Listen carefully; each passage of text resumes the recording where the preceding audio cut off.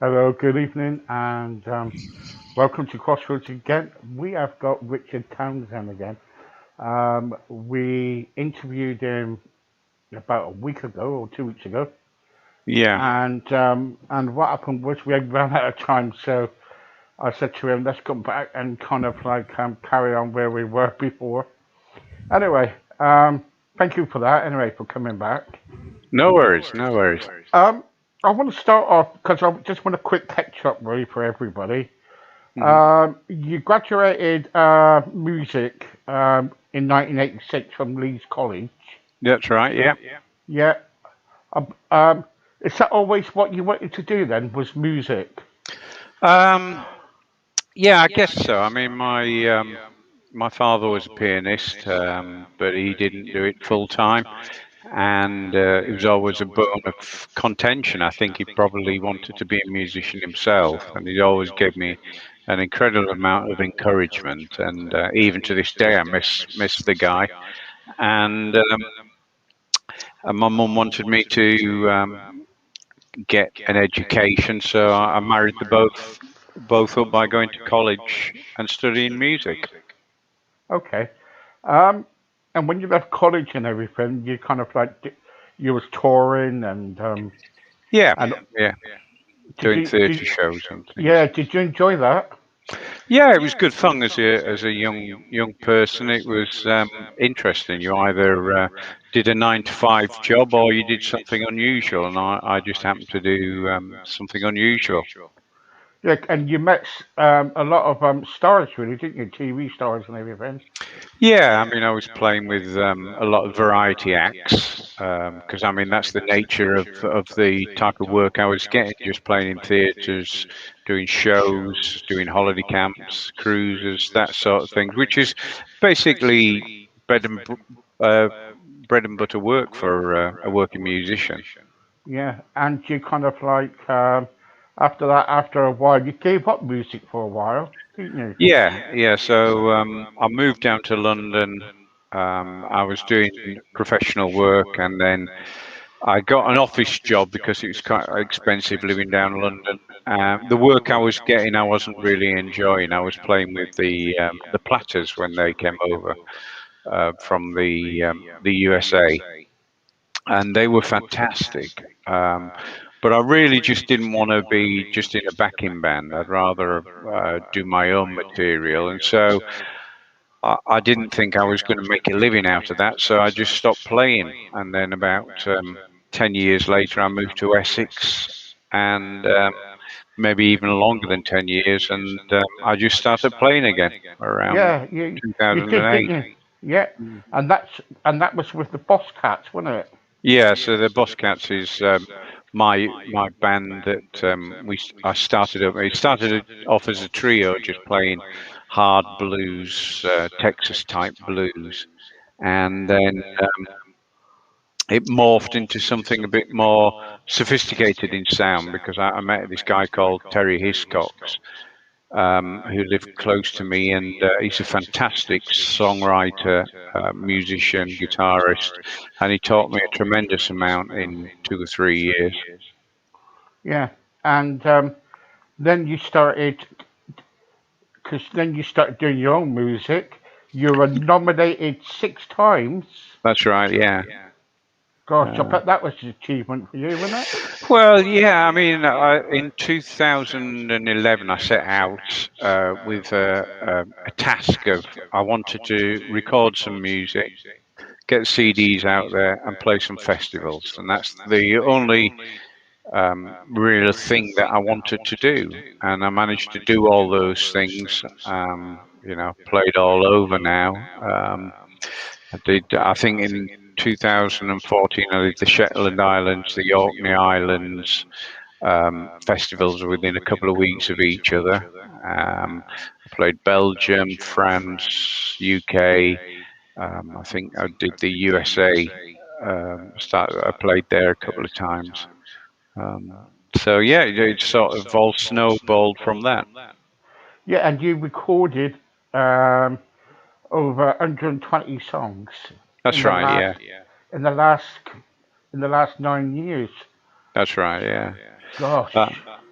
I mean, I've written a lot more.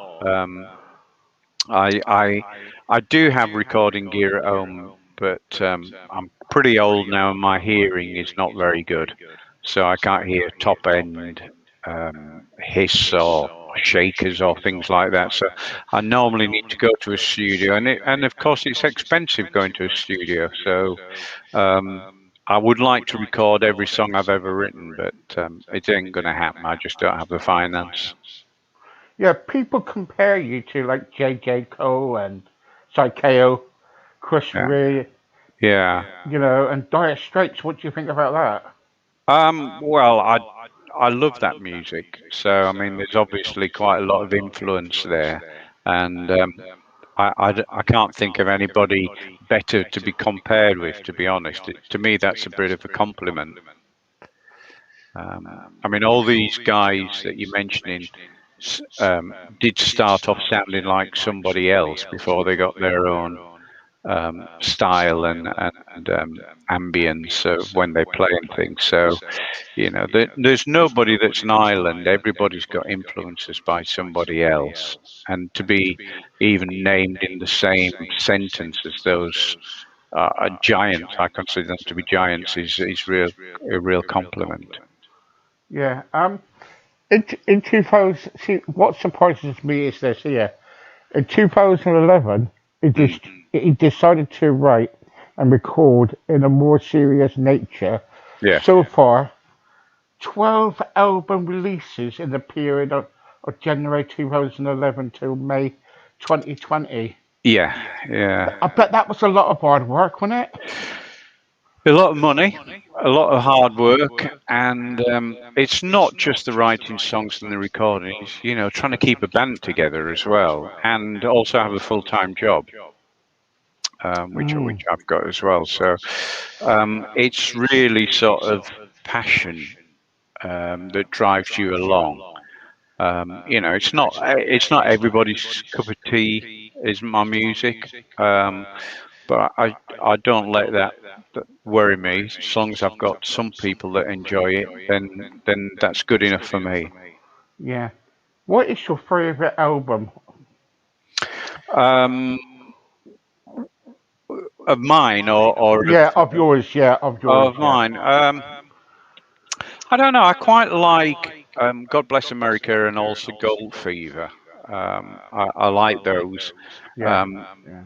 I I've got lots of different albums out. As you say, I've got 12, and so the last one was live in Moscow, which was basically just a gig I did up in the R&B club in Moscow when I was there in 2019, and I didn't know they were actually recording it, and it was only until a year later that they actually sent me the files, said that we recorded that gig. Do you want to have a listen to it?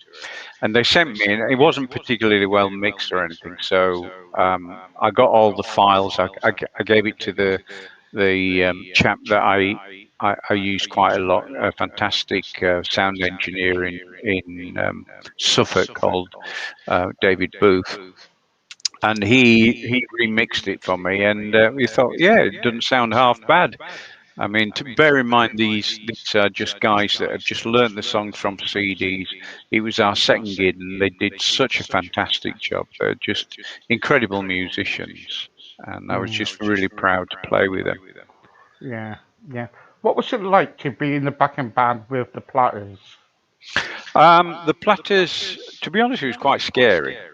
I mean, there was only, I think, one or two of the original Platters there. The management company keep the name going and then just replace the musicians or the singers as they retire. Mm. But we were playing big Mecca halls, Mecca bingo halls, So I don't know, couple of thousand people there in the shows, and it was a hard pad, had Yeah. hard guitar pad. I'd be lying to say I wasn't scared when I was on stage. I mean, I'd have more stage fright back in somebody like the Platters than I would actually going on stage and playing myself. Yeah. What's also what's the best group you ever played with then? Uh, Probably. I don't know because every band that I play with has got something different. I mean, the majority, I normally play with really good musicians that help you up your game.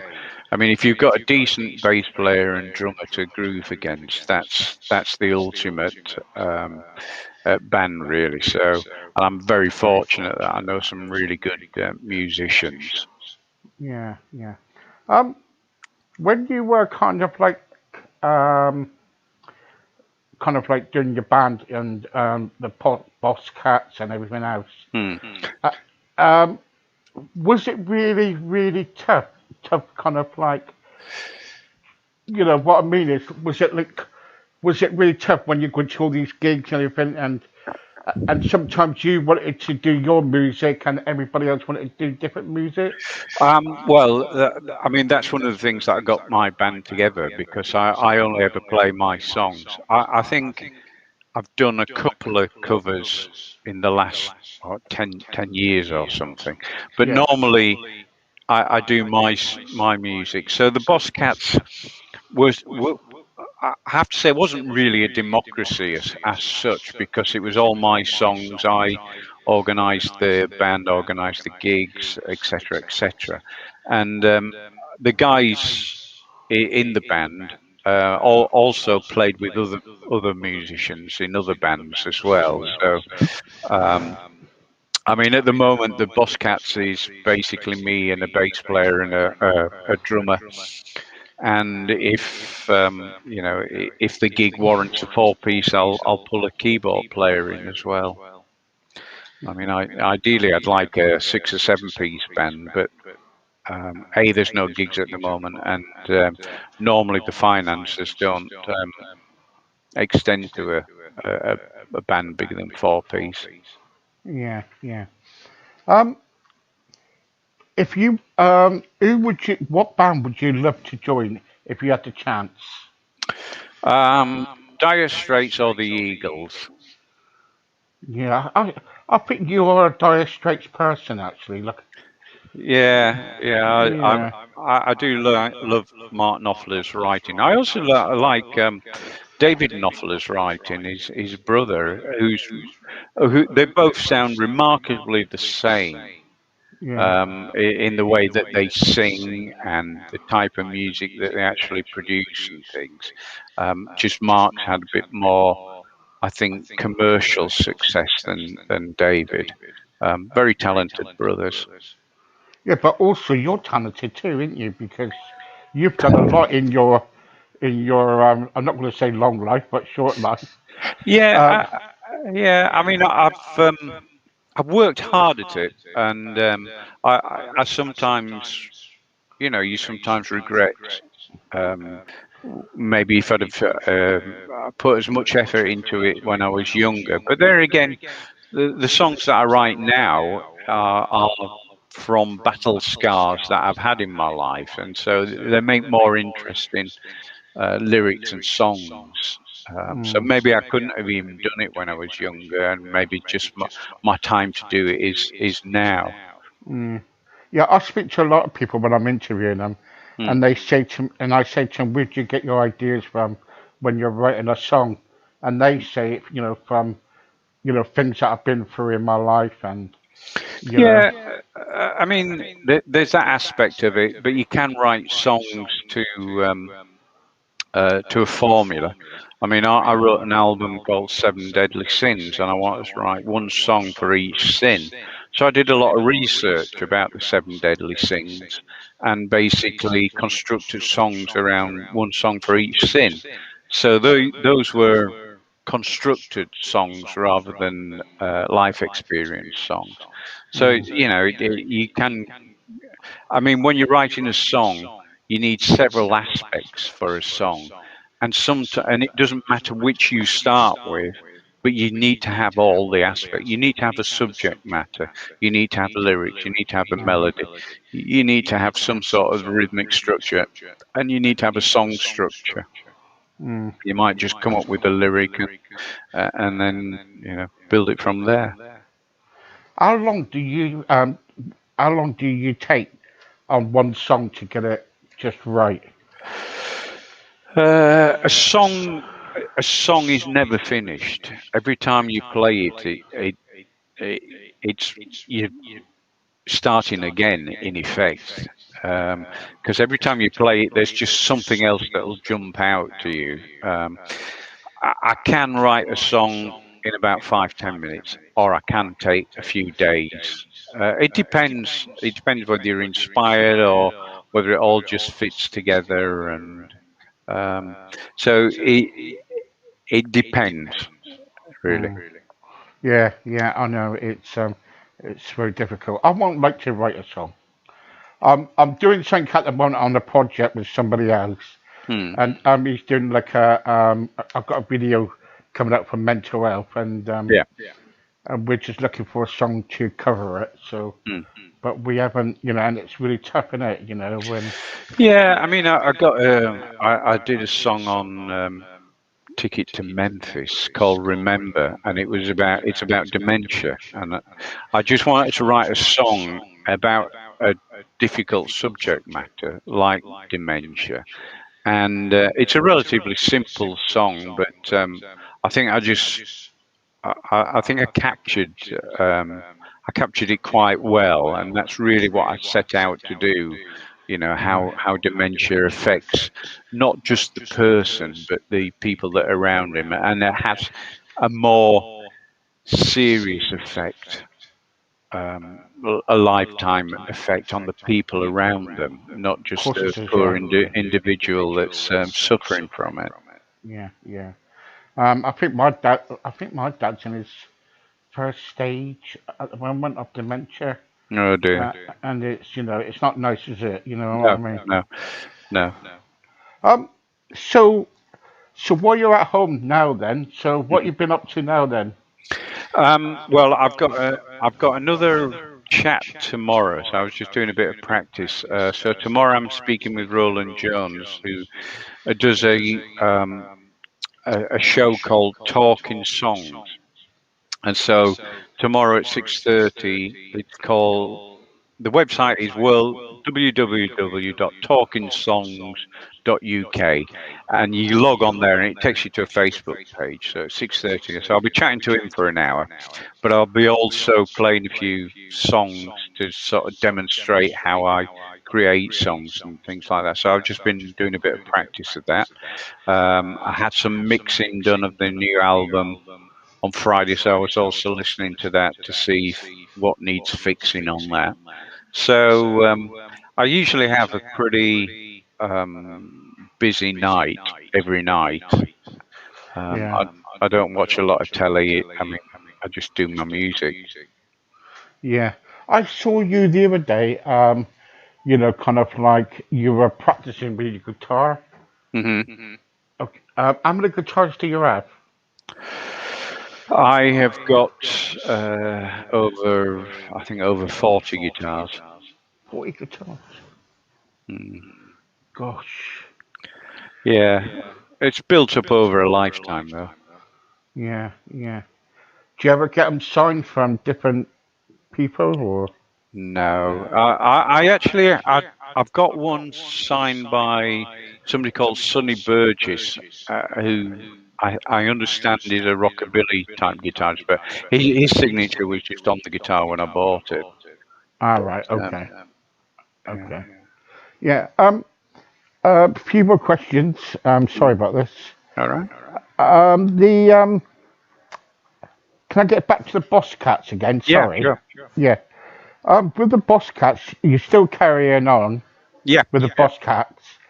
And also, Are there any more pieces coming out for the Boss Cats? Any more? Any more new songs or any? Yeah. So I mean, the Boss Cats is me, really, Yeah, yeah, yeah, and yeah. the people that play with it. So whenever I mean, I'm the only one that writes the song. So whenever I write a song, there's a new song for the Boss Cats. Yeah. Right. But we, Okay. yeah. Okay. And I think that's it. Yeah. Thank you. Thank you so much for No that. worries. Thank you very much, Steve, for inviting me again. Yeah. Yeah. Thank you so much. Thank you. Um. Also, before I go, I'd just like to thank you very much for the two interviews. You know, That's all right. and you know, wish you the best of luck tomorrow's interview. Thank you very much. And And if anybody's interested in seeing what I'm up to, if they go to richardtownend.com, there's no S in my name. It's not Richard Townsend, it's Townend. Um, right, so okay. it's at richardtownend.com.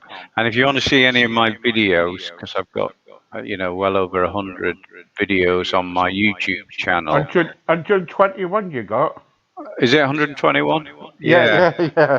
And they're Wow. all really, really, really good.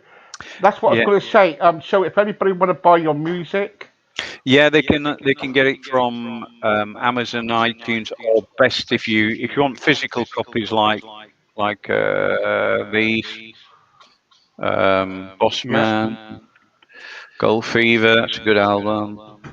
God Bless America, Live in Moscow. Those are available on my website, which is richardtownend.com. right? Any chance for a signed copy of them? Yeah, yeah. Yeah. Drop me Okay. your address. Okay then. Thank you very much. Yeah, good. Okay. Thanks, Richard, for your time. I know you're No, busy, man. no worries. Thanks Thank you for for your inviting time. me. Thank you very much. Cheers, mate. Bye. Thanks. Bye. That was Richard Townsend. He was with the Boss Cats, and he's very good. Please look him up. And thank you very much for watching. And take care and good night.